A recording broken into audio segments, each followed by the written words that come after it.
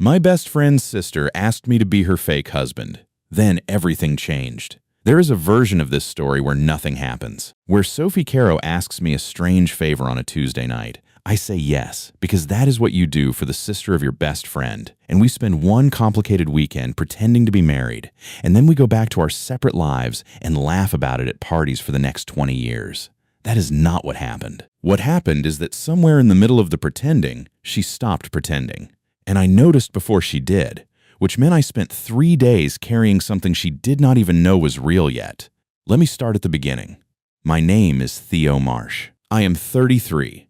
I restore old furniture for a living, and I have known Jake Caro since we were both 11 years old and got assigned the same lab partner desk in 7th grade science. 22 years of friendship. I have been to his wedding, held his daughter at the hospital 4 hours after she was born, and spent more holidays at the Caro family table than I have at my own. His sister, Sophie, is 6 years younger than us. When we were 17, she was 11 and mostly invisible, a kid who hovered at the edges of our group doing homework and rolling her eyes at our jokes. By the time she finished college and moved back to the city, she was 25 and entirely different. Sharp, funny, working as an environmental consultant, dating occasionally and complaining about it constantly in the group chat that the three of us shared. I had known her my whole adult life as Jake's little sister. That category had never moved for me, not once. Not until the night she called and asked for the strangest favor anyone has ever asked me. It was a Tuesday. I was refinishing a desk in my workshop when my phone buzzed. "I need you to marry me," she said. No preamble at all. I set down the sander. "Come again? Not actually marry me. Pretend marry me. For a weekend." A pause, and underneath the rushed delivery I could hear something tightening in her voice. "My college roommate's wedding is this weekend. Destination thing, up at the lake house her family owns. Everyone from undergrad is going to be there, including my ex, the one who got engaged 4 months after we broke up and has been posting about it relentlessly." "Okay," I said slowly. "My mother is also going to be there because apparently she's friends with the bride's mother now, which is its own nightmare, and she has been asking me non-stop why I'm not seeing anyone, and I cannot. Theo, I genuinely cannot survive a weekend of pitying looks from 60 people I haven't seen in 5 years. So you want a fake boyfriend? I want a fake husband," she said. Boyfriend doesn't sell it. They'll ask follow-up questions about a boyfriend. Husband shuts it down completely. Nobody interrogates a married woman the same way. I sat on the edge of my workbench, sawdust on my jeans, trying to process the request. "Sophie, that's a significant commitment for a weekend favor." "I know. I have a whole plan. We'll say we eloped 6 months ago. Kept it quiet because we wanted time to ourselves before announcing anything. It explains why nobody's heard about it. It explains why there's no ring yet. Actually, I already bought rings, plain bands, nothing expensive. I'll Venmo you for yours. You already bought the rings. I bought them this afternoon, before I called you. I was very confident you'd say yes." I laughed despite myself. "Why me specifically?" There was a pause longer than the others. "Because you're the only person I trust enough to ask for something this insane. And because you actually know how to talk to people, you're not going to freeze up if my Aunt Carol corners you. And because Jake would kill anyone else who tried it, but he already loves you. So, he's coming to this wedding?" "No, thank God. It's my college friends, not family, just my mother." Another pause. "Please. I will owe you something enormous. I will refinish nothing in your shop because I have 0 skills, but I will do literally anything else." I looked at the half-finished desk. I thought about Sophie at 17 rolling her eyes at our jokes, and Sophie at 25 sending increasingly unhinged texts to the group chat about a man who'd ghosted her after 3 dates, and Sophie right now asking me for help with a vulnerability she rarely showed. "Send me the wedding details," I said. "And tell me everything I need to know before we get there. I'm not getting caught flat-footed in front of 60 strangers." She made a sound that was half relief, half disbelief. "You're actually doing this? You bought the rings, Soph. The rings sealed it." The drive up to the lake took 3 hours. She picked me up on Friday morning in her hatchback, 2 overnight bags in the back, and handed me a folded piece of paper before we'd even left the city. "Briefing document," she said. I unfolded it. It was 2 pages, single-spaced, with sections. Our fake love story, key dates, a list of her college friends with one-line descriptions, a separate, shorter list titled People to Be Careful Around, which had exactly 2 names on it. Marcus, I read aloud. Ex-boyfriend, will likely approach. Do not engage beyond pleasant. He's going to approach, she said, eyes on the road. He approaches everyone. It's a personality trait. And the second name, your mother. My mother is going to ask you detailed personal questions because she does not believe boundaries apply to her. Answer warmly but vaguely. Do not let her trap you into specifics you haven't prepared. I looked at the document again. You really thought this through. I had 18 hours. You called me last night and we're already on the road. That's not 18 hours. I started planning before I called you, she admitted, a little sheepishly. I knew I was going to ask. I just needed to work up to actually doing it.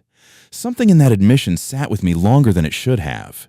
She'd planned this carefully enough to draft a briefing document before she'd even worked up the nerve to ask. That wasn't impulsive desperation. That was someone who had thought hard about exactly who she wanted standing beside her for this. I didn't say anything about it. I just kept reading the document, memorizing names, and somewhere around the second page I caught the line.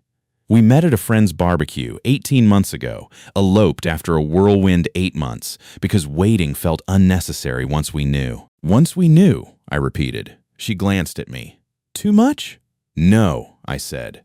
It's good. People like once we knew. It sounds real. She didn't respond to that, just turned up the radio slightly, and we drove the rest of the way, mostly in comfortable, quiet, the kind we'd always had even back when she was the kid sister hovering at the edges of things. The lake house was enormous, the kind of property that belongs to families who have owned it for 3 generations and refer to it casually as the lake place. Guests were already arriving when we pulled in, suitcases and garment bags and the specific bright chaos of a destination wedding weekend. Sophie took a breath before we got out of the car. Last chance, she said. I'm not backing out, I said. Husband reporting for duty. She laughed, and something in her shoulders dropped half an inch. Okay, husband, let's go. The first 20 minutes were a blur of names I'd memorized from the briefing document suddenly attached to real faces. The bride, Mia, hugged Sophie and then turned to me with genuine delight. You're the husband, she said. I cannot believe she actually got married and didn't tell any of us. We wanted it to be just for us for a while, I said, the line straight off the document, and it came out easy and warm because I'd practiced it in my head the whole drive. Mia looked between us with the specific soft expression people get around newly married couples. You two look so happy. Sophie slid her hand into mine.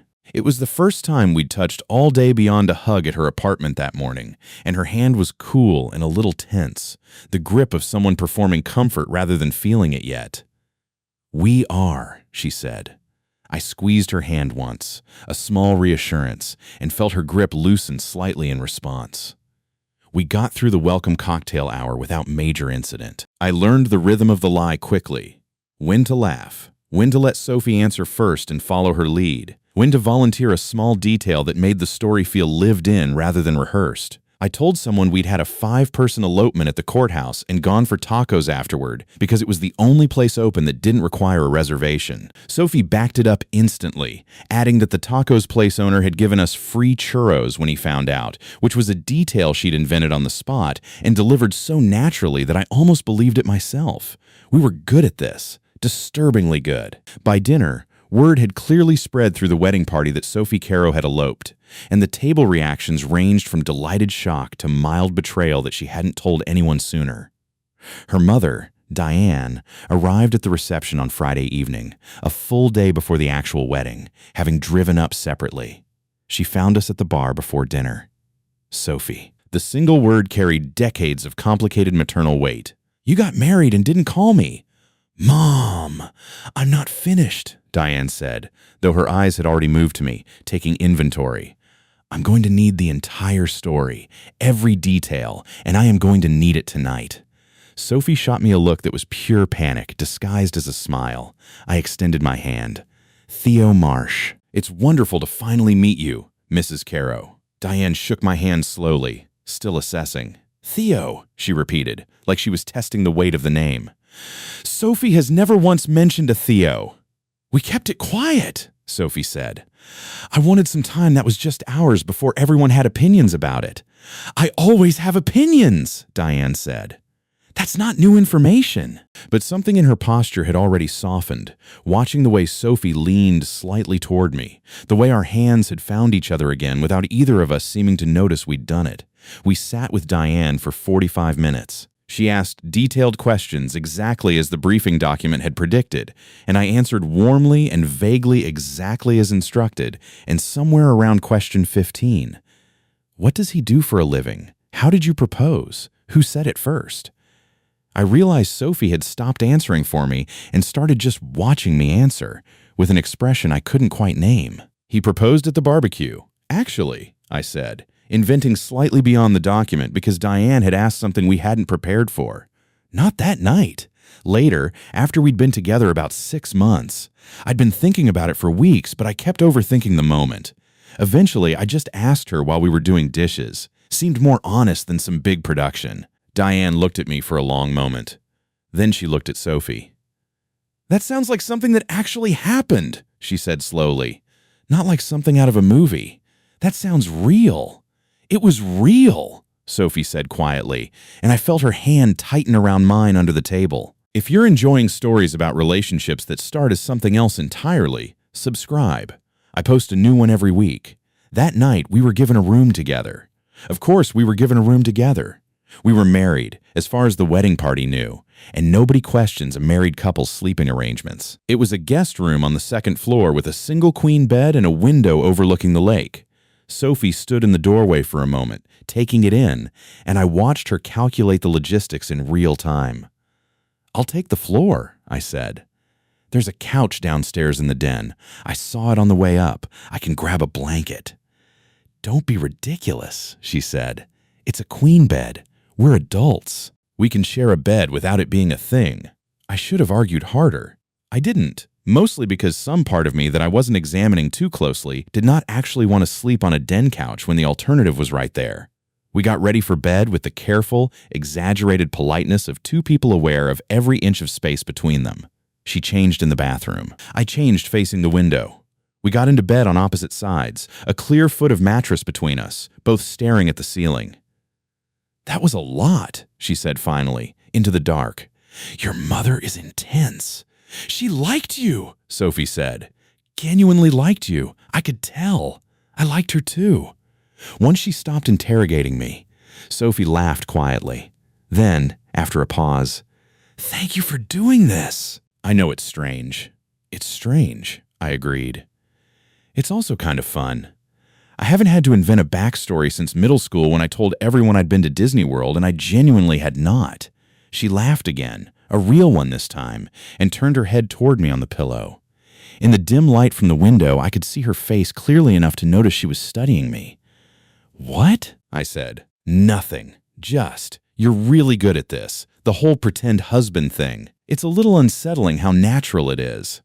I'm just answering questions about a person I actually know, I said. I know what you'd actually say. I know how you actually laugh. It's not that hard to extrapolate the rest. She was quiet for a moment. You know how I actually laugh, she repeated. You've laughed at my jokes since you were 11. I've had 22 years of research. That's true, she said softly. I guess you have. Neither of us said anything else. Eventually, her breathing slowed and evened out, and I lay awake for a long time after that, more aware of the space between us on the mattress than I wanted to admit, thinking about the way she'd said real about a proposal I'd invented out of nothing. Saturday morning brought the actual wedding, a ceremony on the lawn overlooking the water, and an afternoon of mingling that tested our story in new directions. Marcus, the ex, found us during the cocktail hour exactly as predicted. He was tall, well put together, with the specific energy of a man who'd never once doubted his own appeal. Sophie Caro, he said, like he was announcing a headline. Married. Wow. Marcus, she said, polite and entirely flat. He turned to me with a handshake that was just slightly too firm. Marcus.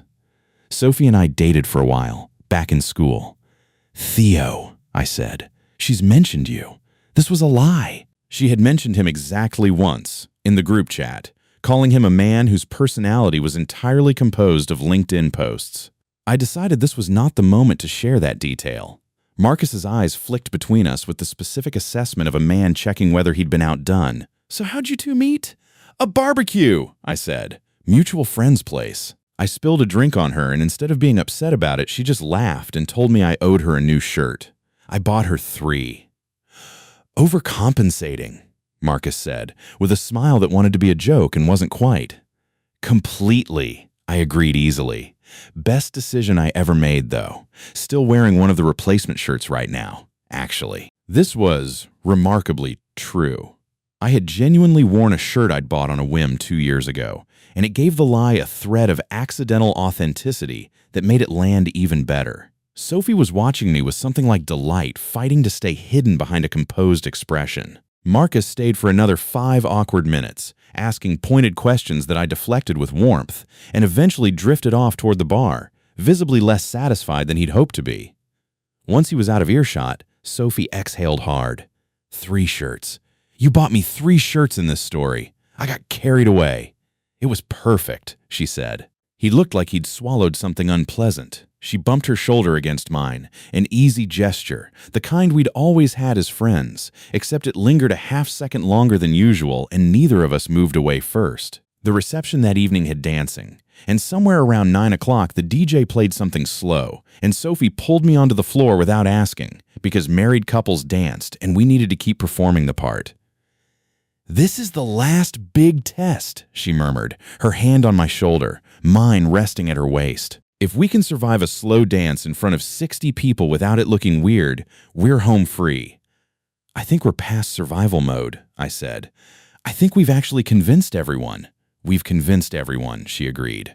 Then, quieter, "Have we convinced ourselves?" I looked down at her. The lights from the reception tent were low and warm, and her face was tilted up toward mine, and the question hung there with a weight that had nothing to do with the wedding we were attending.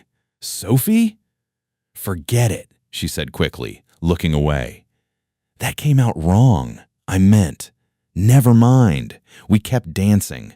Neither of us said anything else for the rest of the song. But something had shifted. Some line crossed quietly in the middle of a slow dance at a stranger's wedding, and I spent the rest of the night intensely aware of every place her hand touched my arm, every time she laughed at something I said and looked at me a beat longer than the joke required. We left Sunday morning. The drive back was quieter than the drive up, both of us processing something neither of us had named out loud yet. About an hour from the city, she finally spoke. "I need to tell you something," she said, eyes on the road. "And I need you to let me finish before you say anything." "Okay. I think somewhere this weekend I stopped pretending." Her hands tightened slightly on the wheel. "I don't know exactly when. Maybe it was the proposal story you made up. Maybe it was watching you with my mom. Maybe it was just dancing with you last night and realizing I didn't want the song to end, and that scared the hell out of me because the song ending wasn't supposed to mean anything." I was quiet, letting her finish. "I've known you my whole adult life as Jake's best friend," she continued. "That was a category I never let myself look outside of. And then I spent 2 days pretending to be married to you, and somewhere in there the pretending turned into something I'm not sure was pretending anymore, at least not for me." She exhaled hard. "And I don't know what to do with that, because if I'm wrong, if this was just a really convincing performance, and you don't feel anything close to what I'm describing, I am going to have to sit in this car with you for another hour feeling like an idiot." I looked at her profile, the careful way she was keeping her eyes fixed on the road like the windshield held all the answers. "Sophie, you don't have to answer right now," she said quickly. "I just needed to say it before we got back and the weekend became something we'd joke about at parties for the rest of our lives." "I'm not going to joke about this weekend at parties," I said. She glanced at me, just briefly, before her eyes snapped back to the road. "The proposal story," I said. "The one about the dishes. I made it up on the spot, but I made it up thinking about what it would actually feel like to propose to you. Not as a bit. I was picturing it as something real while I said it, and I didn't let myself examine that too closely because we were performing for your mother and it wasn't the time." "Theo, I've spent 2 days holding your hand and answering questions about a marriage that wasn't real, and somewhere around Friday night, lying in that bed with a foot of space between us that felt like the longest foot of space I've ever experienced. I started wishing it wasn't fake either.